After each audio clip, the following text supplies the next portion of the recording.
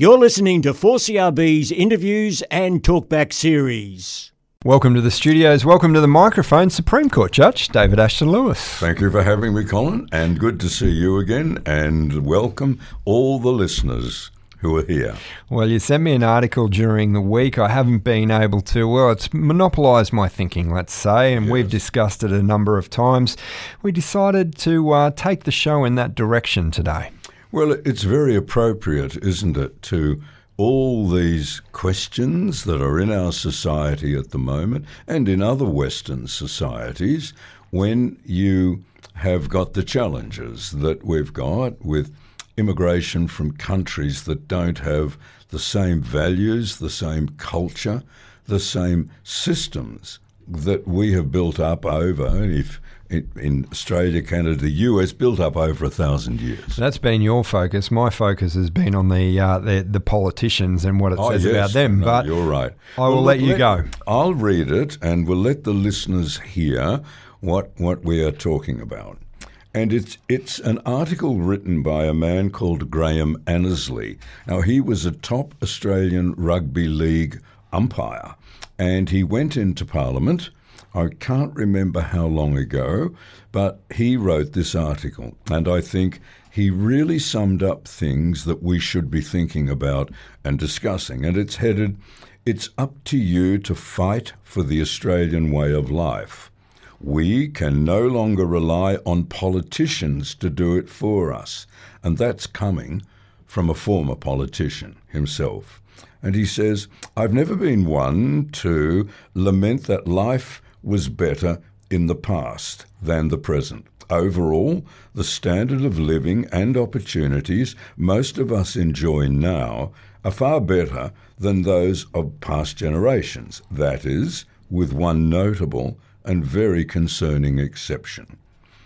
Over recent decades, we have all been guilty of allowing a cancer to eat away at our national identity and sense of self-worth as Australians. The pioneers who built modern Australia through a unique combination of hard work, grit, determination, and good humour would be horrified to see what has become of our legacy. When I was growing up, there was a significant influx of European migration, particularly Greek and Italians. They didn't have it easy by any stretch of the imagination. They found themselves in a new country, speaking a foreign language, many arriving with nothing more than their personal items. They often faced discrimination well before it became a growth industry, yet despite the personal challenges they confronted, they worked hard and did everything that they could to assimilate and become part of the Australian culture and lifestyle.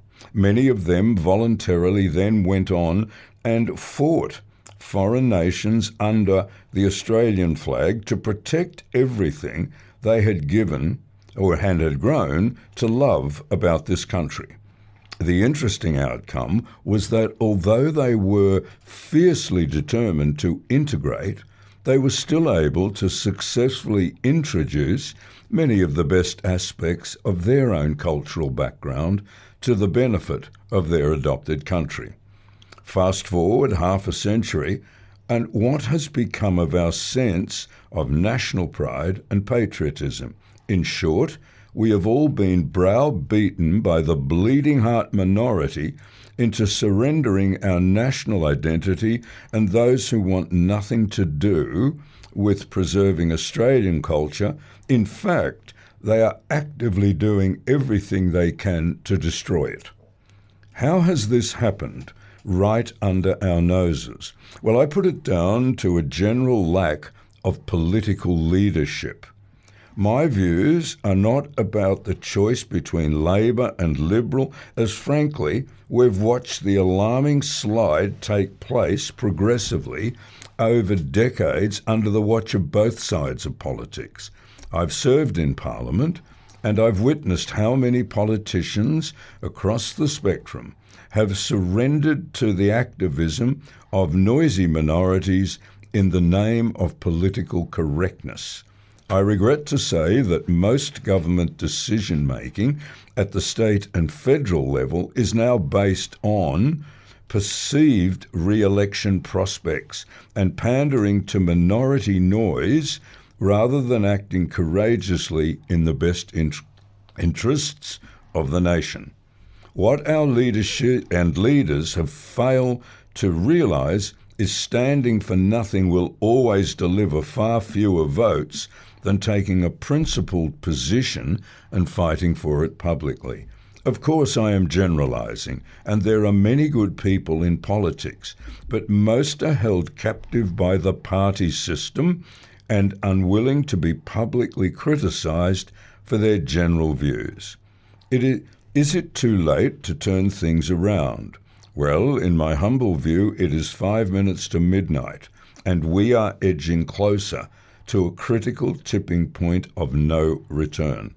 Regrettably, we can no longer rely on our political leaders to protect our Australian way of life. That leaves the ball firmly in our collective court. It is now time for the silent majority to stand up and reclaim our national identity, to proudly speak out in defence of our Australian heritage and values and put the radical minority back in their box where they simply belong. Now, that to me raises a number of errors, and I know the one for you is the role of the political party system. I don't know how much criticism I've heard against Tony Burke because he's the member for Western Sydney, and the majority in Western Sydney are Muslim. And he wants to make sure that I don't know, until he comes out and says that everyone can have an opinion. What Graham Annesley rightly points out is your first duty is not to your political party, whether it's Liberal, Labor, Greens. Your first duty is to the Australian people. The Australian people have accepted a Liberal Party and a Labor Party, but if you and now Pauline Hanson, One Nation, she's now second behind the Labor Party. Sure. And above the Liberals. Well, good, because the bottom line is Pauline Hanson has just been attacked since the early 1990s as a stupid, dense, uneducated fish and chip shop owner. Yet she's now speaking words that she's always spoken, that people are now starting to revisit and think she's really interested in being an Australian and what Australian means. Now, I can certainly agree with that. Whether I would vote for her, I would need to see what their policies are. But what I won't vote for, certainly in the next election, is either Liberal, Labor, Greens or Independents, because none of them serve the concept of the Australian people well. They'll bleat and boast that they do and how good their policies are. Well, there's always this catch behind it. You're doing it to assure that, one, the Labor Party gets re-elected or the Liberal Party gets re-elected, and two, you keep your seat. And they'll all say, because we've got the best policies for Australia. My answer to that is, let the Australian people decide. We'll decide that. Look, one of the takeaways, and there's a number of points that I've got highlighted here is, and I'm quoting again now from this article, yes, what our leaders fail to realise that is standing for nothing will always deliver far fewer votes than taking a principled position and fighting for it publicly. Yes, yes. Now, a great example was the last federal election. We watched a Liberal Party walk in and say, hey, we're the Liberals, vote for us. No real policies whatsoever. Nope. Holy dooly, we're not doing so well. There's Russian bombers potentially going to be set up in Thailand. Nope, that turned out to be wrong. Geez, we can't use fear. We're going to power the country by using gas from the Northern Territory, and we're going to pump it all down and everybody's going to be fine. And we find out from one of the CEOs, well, the country has no infrastructure for that. To do that. So you've got a party that goes to the election with nothing and stands up and says, vote for us. Honestly. Yes. look, who can fault you in that? I think the fairest-minded people, whether you're a diehard Labor, Liberal, Greens, Independents, whether you're diehard for them, ask yourself the question, what do they offer to the Australian people? All Labor offers is Labor policy, and it may not be the best. And all Liberals offer, well, as you rightly said, at the last election they were quite silent on policy. And now we've got at least Pauline Hanson and One Nation, who was considered racist, fascist, dangerous, right-wing. And we've got difficulties like we see recently. The current Minister of Home Affairs, Tony Burke, has cancelled 5 visas recently of Israeli people coming to speak, and on the basis that they will speak hate. Well, where's all the cancellation of Islamic Muslim imams coming to preach, and even ones in the country who hold dual citizenship? And we were told they're going to be stripped of their Australian citizenship and sent back. I have heard and seen nothing. So how can one be wrong for saying, oh, look, all Labor is doing is supporting Muslims? And I've heard over the last 2 weeks different politicians standing up and saying, we don't have a gun problem in Australia. We have an Islamic terror, radical Islamist problem. And that's a statement of clearly the truth. Not every Muslim is a radical, not every Muslim is a terrorist. But where the problem has come from, where those 2 men got up and started shooting people, they belonged to a Islamic radical terrorist mindset. So I want to see Mr. Burke start cancelling visas for those people and start deporting others. Will we? Look, I don't think we will. You and I have different points of view on the Bondi situation, and you said it there, a radical mindset. Yeah. Now, I'm going to take the religion out of it. I'm going to take race out of it, because a couple of years ago we had a nutbag, someone who was suffering from a mental health episode, run around a shopping centre with a knife and kill people. Yes. We didn't hear about his race. We didn't hear about his religion. We just realised that it was an act of madman. Yep. Now, in similar situations, this is exactly the case with what happened in Bondi, an act of madman. But yes. Here's the thing. They went and did some training in the Philippines under a religious group and under a radical group. So it's very easy to label, right? But this still is an act of madman. Not every Muslim got up and said, we need to do this. Not every other religion got up and said, hey, we need to do something bad to someone to stop whatever it is we're upset about today. This is an act of madman. And how do you get into someone's head and say, you're going to do something bad tomorrow, no matter where they come from going to know. Or what religion they belong to? But everything, governments, intelligence, everything is based on what's the available evidence. Sure. Now, the available evidence in the Western world has been, for the last 10 or 15 years, of radical Islamic ideology. And that doesn't make I know I have in my neighbourhood the most kind, caring, decent Muslim family. They would no more pick up a gun and shoot a Jew than you or I would. Sure. But we do have to act on evidence, and that's why we have intelligence agencies to say, at the moment in the West, there is a rise, and has been over the last 15 or so years, of Islamic ideology as to aspects of the Sharia and of the Quran. Look, and I'll point out again that we've seen some neo-Nazis get up and again. We're not going to point out where they're from. We're not going to look at their religion. They've just stood up and said we're neo-Nazis, and we've seen images of them attacking people in parks. Yep. Again, this is not a religious thing. This is just act of madman type stuff. It's religio-political. That's what it is. Sure. And so Christianity is political.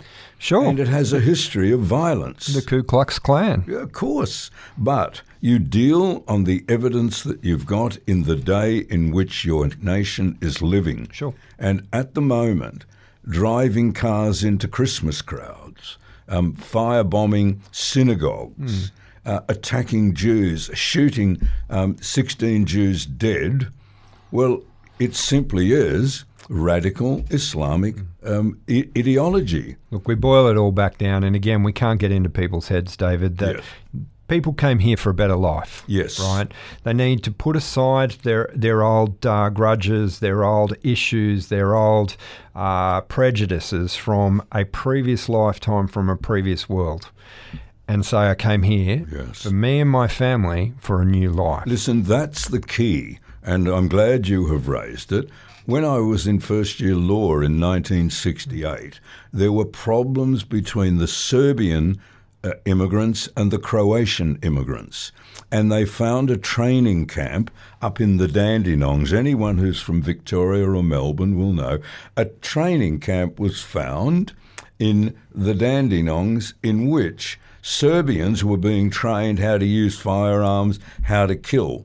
Now, your point is so right that you came here for what? You came here to kill Australian Croats who came here, or you've come here to kill Jews who came here for a better life, to get out of the Middle East. Well, if you came here for that, you're not welcome, and we will find you that's correct. and we will send you back, because your point is apt. And I saw a good article, which sadly I didn't read, that Anthony Albanese has finally woken up that all these attacks are on the Australian way of life. They are. And you could say to him, you can blame him for not acting sooner, for whatever.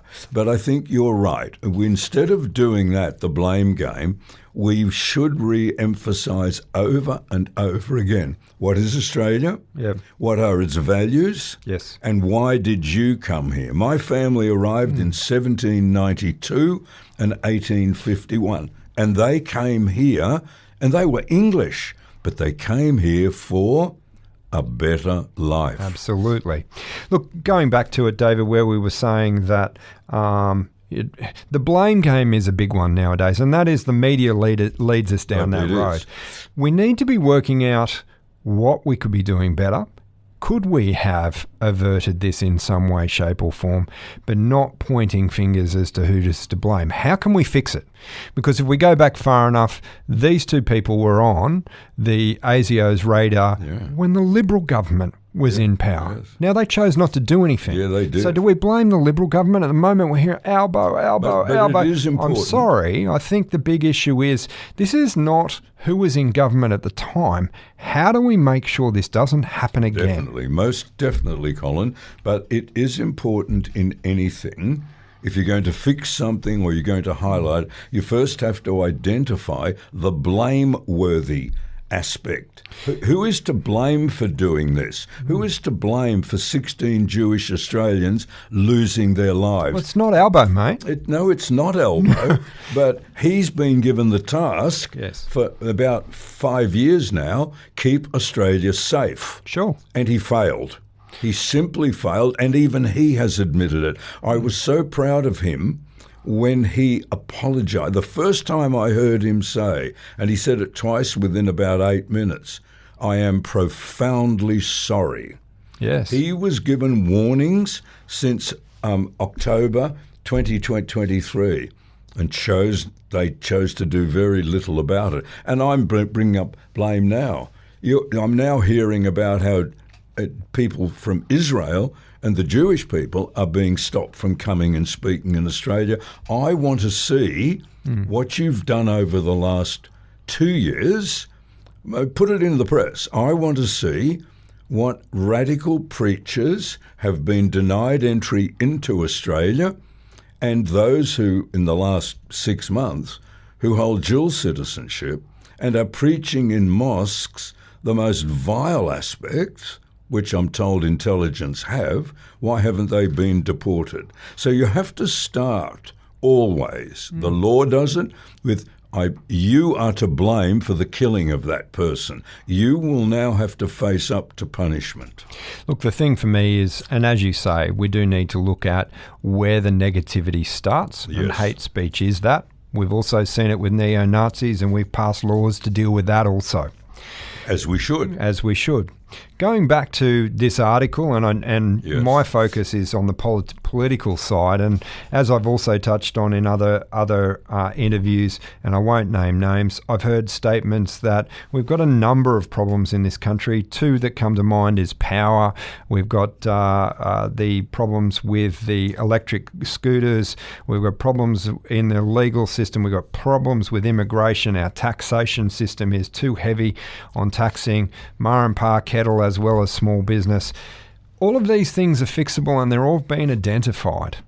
But again, are we moving in a direction? What do I hear? Well, it's better as a political football when the other side thinks that solar and wind are going to be the solve. No, we fix the problem.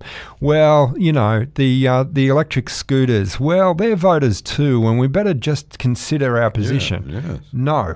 What is right or wrong with the country or for the country, and let's fix it. Don't forget this, and you're also right in my view in that, and the fixers are the government. They are the people who the Australian people voted for in the majority. Yet, isn't it funny to think that at the last federal election, Labor Party got 32% of the popular vote? And it was so have they learned from this? You're all on the nose, not just Labor. Liberal was about 30%, I think. Yeah. You're all on the nose. Now start to reevaluate yourselves, your party, and do your jobs. My issue is that we've got to make sure we maintain government so we can be here to do the things that need to be done. No, you just need to do the right things for the country first and foremost. We'll decide whether we like what you're doing and whether you'll stay or whether you'll go. Look, I couldn't agree with you more. And this article by Graham Annesley, I watched him referee top rugby league grand finals matches. And what he has set out here is absolutely spot on.